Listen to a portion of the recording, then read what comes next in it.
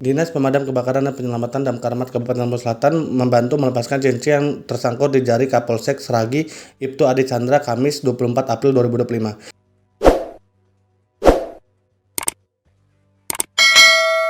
Kabid Pemadam Kebakaran dan Penyelamatan Damkar Mat Kabupaten Lampung Selatan Ruli Fikriansyah mengatakan pihaknya berhasil mengeluarkan cincin yang tersangkut di jari Kapolsek Seragi.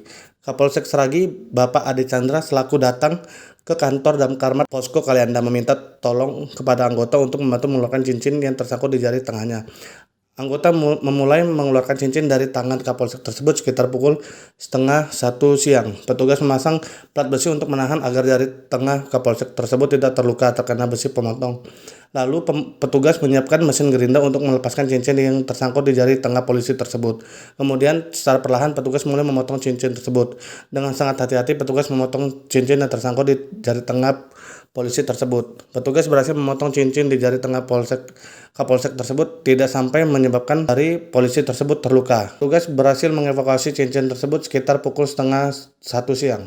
Sekitar jam 12.10 kami kedatangan abang kami, Bang Adi Chandra, yang kebetulan dia memang Kapolsek Seragi. Dia meminta kami untuk melepas cincin yang tersangkut di jarinya. Ya. Dengan adanya laporan itu, kita langsung evakuasi, kita lepaskan cincin. Kurang lebih 20 menit lah kami melakukan pelepasan cincin tersebut. Ada kesulitan Bang untuk melakukan evakuasi tersebut? Oh tidak, sama sekali tidak ada kesulitan ya. Memang orang dewasa juga kan enak gitu loh ya, nggak banyak lah kesulitannya. Intinya kami kerjakan sangat mudah sekali itu. Alat apa aja yang kita keluarkan untuk mengevakuasi itu? Ya, kita biasa menggunakan untuk melepas cincin itu dengan cara dipotong dengan menggunakan gerinda mini. Jadi setelah dilakukan evakuasi Bang, seperti apa itu nantinya?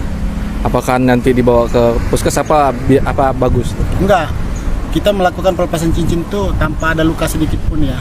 Ya alhamdulillah setelah dilepas ya aman. Untuk perban itu kan dilihat ada perban tuh Bang.